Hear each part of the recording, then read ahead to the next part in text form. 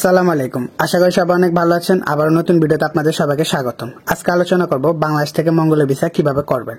Video শুরু করার আগে যারা আমার পুরনো ভিডিওগুলো এখনো দেখেননি তারা সবগুলো ভিডিও দেখে নিতে পারেন। আমার একটা না একটা ভিডিও আপনাদের কাজে আসতে পারে, আর আমার প্রত্যেকটা ভিডিও একটা না একটার সাথে রিলেটেড থাকে। এখন আসি মূল কথায়। মঙ্গোলিয়া দেশটা কোথায় অবস্থিত যারা জানেন না তারা আমার স্ক্রিনে দেখে নিতে পারেন। এটা চায়নার সাথে বর্ডার হলো, সে দেশে ফ্লাইট দাম খুবই বেশি।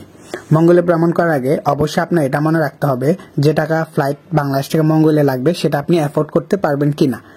এই কথাটা বলার একটাই কারণ, আমরা সবাই অল্প বাজেটে ট্রাভেল করতে চাই। তা ভিসা করার আগে আপনার দেখতে হবে আপনি ফ্লাইটের দাম আপনার জন্য ঠিক আছে কিনা। কারণ আপনি এটা না জেনে ভিসা করে ফেললেন কিন্তু গেলেন না, তখন সেটা বেশি আফসোস লাগবে।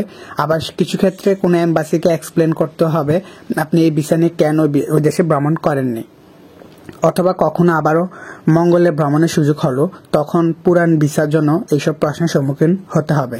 তা ভিডিও শুরু করার আগে আপনাদের এই জন্য বলে দিলাম, ভিসা করার আগে আপনারা দেখতে হবে আগে ফ্লাইটের দামটা আপনারা অ্যাফোর্ড করতে পারবেন কিনা। কারণ মঙ্গোলিয়াতে আমাদের বাংলাদেশ থেকে ডাইরেক্ট ফ্লাইট নেই, আর যে সকল এয়ারলাইন যায় সেগুলোর দাম অনেক অনেক বেশি। কারণ কয়েকটা জায়গায় ট্রানজিট নিয়ে তারপর মঙ্গোলিয়া যেতে হবে। আপনার শুধু মঙ্গোলিয়া ট্রাভেলের জন্য হয়তো আনুমানিক 1 লাখ থেকে 1,20,000 মধ্যে ধরে রাখতে হবে ফ্লাইটের দাম, আর বাকি সম্পূর্ণ ডিপেন্ড করে আপনার ডেট অনুযায়ী। আরও বিস্তারিত বলতেছি এটা নিয়ে, আগে ভিসার ব্যাপারটা ক্লিয়ার করি আপনাদের। সর্বপ্রথম আপনাকে যা করতে হবে, আমি ভিয়েতনাম থেকে মঙ্গোলিয়া ভিসা নিয়েছিলাম। আমার স্ক্রিনে যদি খেয়াল করেন, মঙ্গোলিয়া এম্বাসি আমাকে হেড অফিস থেকে কনফার্ম হওয়ার পর ভিসা দিয়েছিল। মানে আগে আমার সকল ডকুমেন্ট দেখছে, তখন আমি বাংলাদেশ ছিলাম। তারপর 7 দিনের মধ্যে আমাকে অ্যাপ্রুভ করে দিয়েছিল। তখন আমি ভিয়েতনাম যাওয়ার পর ভিসাটা নিয়েছিলাম। তখন শুধু পাসপোর্ট দিয়েছিলাম আর ভিসা ফি তখন আমার থেকে $50 নিয়েছিল। আপনি সর্বপ্রথম আমার স্ক্রিনে দেওয়া মেল করবেন। মেলটা এমনভাবে হবে, আপনি অমুক দেশে পাসপোর্ট হোল্ডার, আপনার পেশা এই, আপনি পূর্বে অমুক দেশে ভ্রমণ করেছেন, বর্তমানে মঙ্গোলিয়ার এই প্লেসগুলো আপনার ভ্রমণ করতে খুব ইচ্ছা। তখন মেল করার সময় আপনার সকল ফাইল, আপনার পূর্বে সকল দেশের ভিসা এবং সিল এবং ব্যাংক স্টেটমেন্ট, বিজনেস করলে ট্রেড লাইসেন্স, জব করলে জবের ইনফরমেশন ইত্যাদি, এই এক কথায় সকল ফাইল একটা সিঙ্গেল PDF ফাইল করে মেল করার সময় মেল করবেন। তখন হয়তো আপনাকে ভিসা ফর্ম দিবে, যেটা আপনাকে ভার্চুয়ালি ফিল আপ করে জমা দিতে হবে। এখন আপনার এটা এক এক সময় এক একভাবে দিতে পারে, একদম আমাকে যেমন দিছে আপনাদের তেমন দিবে এমনও না। এক একজনকে এক একভাবে রিপ্লাই দিবে এবং এক একভাবে প্রসেসটা করতে পারে। তবে বেসিক ধারণাটা দিয়ে দিলাম, আপনারা চাইলে সেম ভাবে যে দেশে মঙ্গোলিয়া এম্বাসি আছে সেই দেশে সেম মেল লিখে কপি পেস্ট করে আলাদা আলাদা মেল করে দিবেন সকল এম্বাসিকে। যে এম্বাসি থেকে ভালো রেসপন্স পাবেন সেই দেশ থেকে মঙ্গোলিয়া ভিসাটা করে নেবেন। আমার ভিসাটা মেলের মধ্যে অ্যাপ্রুভ করে দিয়েছিল, মানে হেড অফিস থেকে আমাকে অ্যাপ্রুভ করার পরে আমি ভিসা পাবো এই গ্যারান্টিটা পাইছিলাম। এরকম আপনাদেরও সাথে হতেও পারে, তাই এভাবে ট্রাই করেন।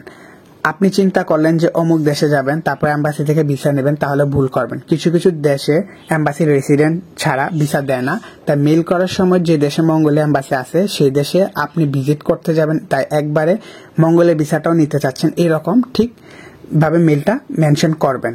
তাহলে আপনার মেলটা একটু রেসপন্স করবে ভালো করে, এবং ভিসা হবার চান্স থাকলে মেলেই সব বলে দিবে। তারপরে এম্বাসি থেকে সরাসরি ফর্ম নিয়ে আবার ফর্ম ফিল আপ করতে হবে। যদি ভার্চুয়ালি ফর্ম ফিল আপ করে থাকেন মনে রাখবেন, তাহলে সেমভাবে তখন ফিজিক্যালি ফর্মটাও মিল রেখে পূরণ করবেন। আর হোটেল বুকিংয়ের জন্য booking.com থেকে বুকিং করে নেবেন।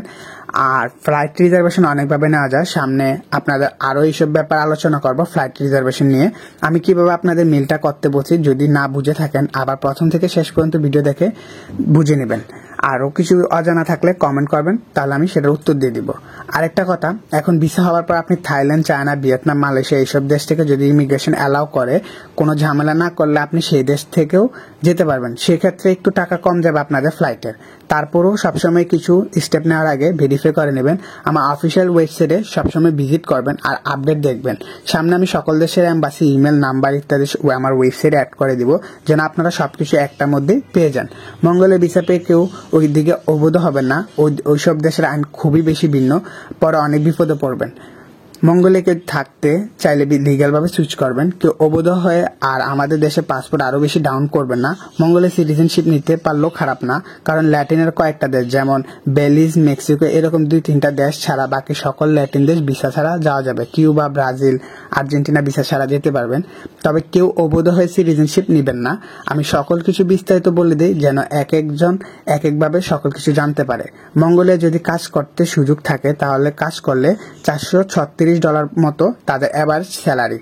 আমার স্ক্রিনে দেখলে বুঝতে পারবেন এগুলা বেসিক ধারণা, এবং এগুলা রিসার্চ করলে তারপর চিন্তা ভাবনা করে স্টেপ নেবেন। আর বারবার এটাই বলবো, অবৈধ হবেন না।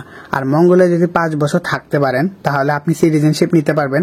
সিটিজেনশিপ নেওয়ার জন্য যা যা আপনার থাকতে হবে আমার স্ক্রিনে লেখাটা পড়লে বুঝতে পারবেন। কোথাও থেকে কোথাও যেতে চাইলে অবৈধ না হয় আস্তে ধীরে আপনারা চাইলে আগাতে পারেন। সেক্ষেত্রে দেশও এক্সপ্লোর করা হয়, টাকাও ইনকাম হয়, সাথে আমাদের বাংলাদেশের পাসপোর্টও কোনো উইক হয় না। বৈধভাবে চাইলে সকল কিছু করতে পারবেন। যদি আপনারা কমেন্ট করেন এবং বিস্তারিত আরও জানতে চান তাহলে সামনে মঙ্গলে আপডেট দিব আরও, সাথে মঙ্গলে অ্যাডভোকেটের নাম্বারও দিব। আরেকটা কথা মনে রাখবেন, আপনি ফ্রেশ পাসপোর্ট মঙ্গলে ভিসা পাবেন না। সেক্ষেত্রে আপনার মোটামুটি ট্রাভেল হিস্ট্রি করে তারপর মেল করে এম্বাসি থেকে যে দেশের এম্বাসি আপনাকে ভিসা দিবে সেই দেশ থেকে আপনি মঙ্গলে ভিসা নেবেন। আরেকটা কথা, আপনি যে দেশে ভিসা আছে অথবা আপনি যেতে পারবেন সেই দেশের মঙ্গলে এম্বাসিগুলোকে বেশি ফোকাস করবেন। কোন কোন দেশে মঙ্গলে এম্বাসি আছে এবং ইমেল সকল কিছু বিস্তারিত ভিডিও শেষে পাবেন। আমি আবারও বারবার বলতেছি, কেউ সুযোগ পেলে সুযোগ নষ্ট করবেন না, অবৈধ হবেন না কোনো দেশই। এটা সবার কাছে একটা রিকোয়েস্ট বারবার থাকবে। সামনে আরও অনেক আপডেট এবং ইনফরমেশন পাবেন সকল দেশে। যারা চ্যানেলে এখনো সাবস্ক্রাইব করেননি সাবস্ক্রাইব করে রাখতে পারেন। ভিডিও শেষে সকল মঙ্গলে এম্বাসি এর ইমেল পেয়ে যাবেন দেশের নাম সহ।